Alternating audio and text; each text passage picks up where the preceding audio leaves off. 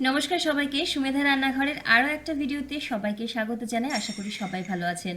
আজকে মাখানা দিয়ে দুটো হেলদি রেসিপি তৈরি করব। একটা হচ্ছে মাখানা চাট আর একটা মাখানা রাবড়ি।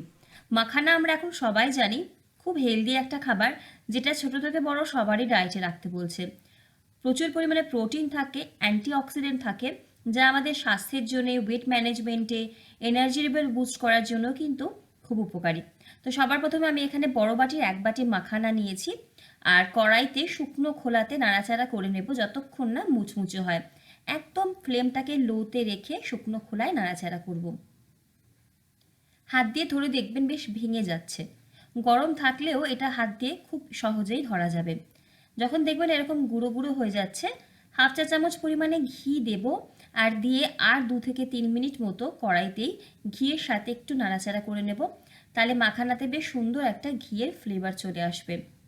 যদিও মাখানা চাট তৈরি করব, সেই চাটে কিন্তু কোনো ঘিয়ের ফ্লেভার পাবেন না আলাদা করে। অবশ্যই ঘিটা ব্যবহার করবেন। ঘি দেওয়ার পরে 2-3 মিনিট একটু নাড়াচাড়া করে সাইডে একটা বাটিতে রেখে দিচ্ছি, আর ওই কড়াইতেই হাফ চা চামচ ঘিয়ে অল্প একটু হলুদের গুঁড়ো দিচ্ছি। গ্যাসের ফ্লেমটা একদম লোতে রেখেছি যাতে হলুদ গুঁড়োটা জ্বলে না যায়। লঙ্কা গুঁড়ো দিতে পারেন চাইলে। লো ফ্লেমে রেখেই জাস্ট 10 সেকেন্ড মতো একটু অপেক্ষা করব। তারপর যে পরিমাণ মাখানা দিয়ে আমি চাট তৈরি করব সেটা এখানে দিয়ে দিচ্ছি, আর 1 মিনিট মতো একটুখানি হলুদের সাথেই নাড়াচাড়া করে নেব যাতে একটা সুন্দর কালার আসে। যদি মনে হয় আরেকটু কালার চান, সেক্ষেত্রে হলুদের গুঁড়ো আরেকটু অথবা লাল লঙ্কার গুঁড়ো দিতে পারেন। আমার ছেলে খাবে, ওই জন্য আমি বেশি পরিমাণে লাল লঙ্কার গুঁড়ো এখানে আর ব্যবহার করছি না আলাদা করে। ওপর থেকে একটুখানি চাট মশলা ছড়িয়ে দেবো। ছড়িয়ে দিয়ে আর 30 সেকেন্ড মতো একটু ভালো মতো সব কিছুকে মিক্স করে নিয়ে নামিয়ে রেখে দেবো একটা পাত্রে। তো চাট তৈরি করার জন্য কিন্তু মাখানা এখানে একদম রেডি।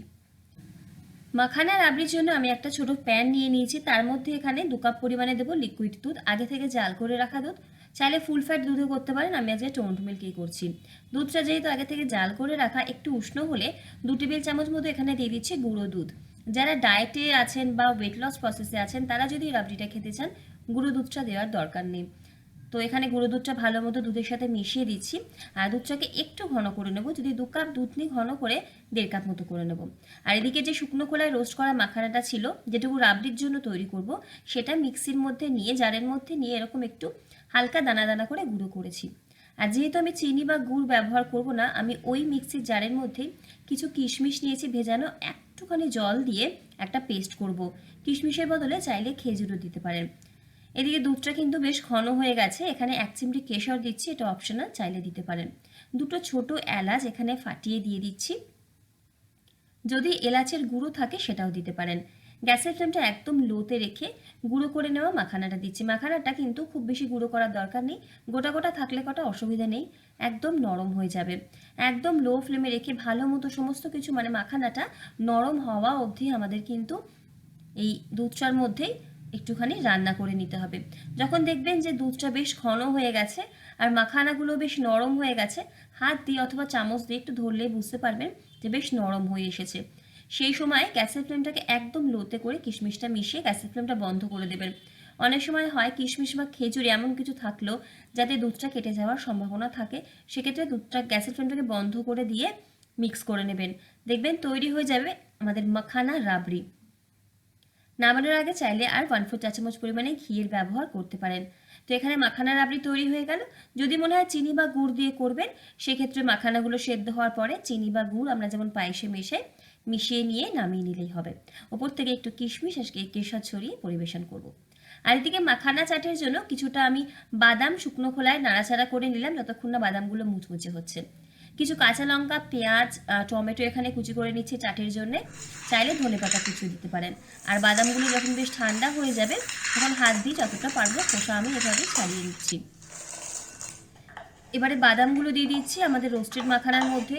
টমেটো কুচি, পেঁয়াজ কুচি, কাঁচা লঙ্কা কুচিটা নিজেদের স্বাদ মতো দেবেন, আমি অল্প দিয়েছি। কিছু ছোলা মটর সেদ্ধ ছিল সেটা দিচ্ছি এখানে বিট নুন বা প্লেন সল্টও দিতে পারেন, গোলমরিচের গুঁড়ো আর কিছুটা আমচুর পাউডার বা চাট মশলা।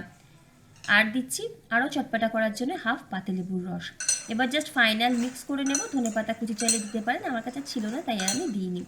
সমস্ত কিছু ভালো মতো মিশিয়ে নিয়ে সার্ভ করে দেবো আমাদের এই মাখানা চাট।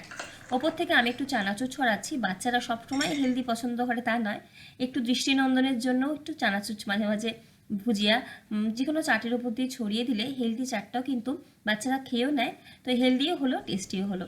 তৈরি হয়ে গেল মাখানা চাটের রাবড়ি, খুব সহজে।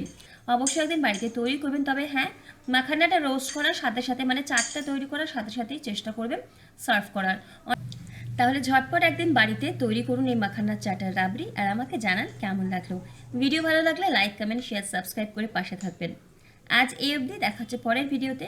সকলে ভালো থাকুন, সুস্থ থাকুন।